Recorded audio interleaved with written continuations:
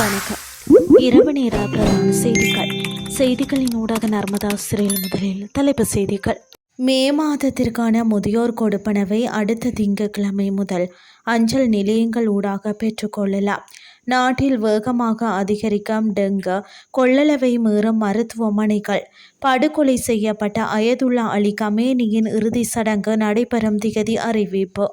இனி விரிவான செய்திகள்.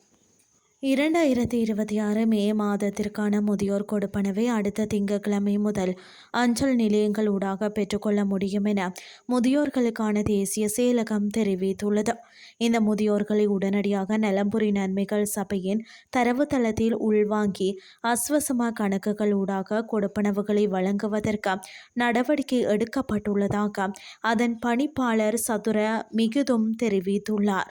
முதியோர் கொடுப்பனவு 2 வழிகளில் வழங்கப்படுவதாக அவர் குறிப்பிட்டுள்ளார்.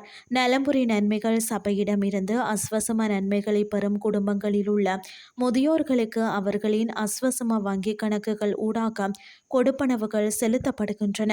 அதன்படி அவர்களுக்கான கொடுப்பனவுகள் கடந்த மாதம் 29ஆம் தேதி வழங்கப்பட்டதாக சதுர மிகுதும் தெரிவித்துள்ளார். அஸ்வசம கணக்குகள் இல்லாத அல்லது கணக்கு சிக்கல்கள் காரணமாக கொடுப்பனவுகள் நிறுத்தி வைக்கப்பட்டுள்ள குறைந்த வருமானம் பெறும் குடும்பங்களை சேர்ந்த முதியோர்களுக்கான கொடுப்பனவுகளை அஞ்சல் நிலையங்கள் ஊடாக வழங்கப்பட உள்ளதாக பணிப்பாளர் மேலும் தெரிவித்துள்ளார். டெங்கு நோயாளிகளின் எண்ணிக்கை வேகமாக அதிகரித்து வருவதால் நாட்டில் உள்ள சில மருத்துவமனைகள் தங்களது கொள்ளளவை மீறிய அழுத்தத்தை எதிர்கொண்டு வருவதாக சுகாதார அமைச்சு தெரிவித்துள்ளது.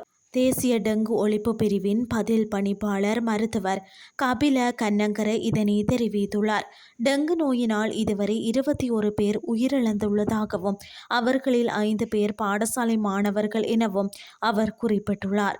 இதனிடையே டெங்கு நோயாளிகளின் எண்ணிக்கை அதிகரித்துள்ள நிலையில் எதிர்வரும் 15ஆம் தேதி முதல் டெங்கு ஒழிப்பு வாரம் ஒன்றை நடைமுறைப்படுத்த அரச பொது நிர்வாக மாகாண சபைகள் மற்றும் உள்ளூராட்சி அமைச்சு நடவடிக்கை எடுத்துள்ளது.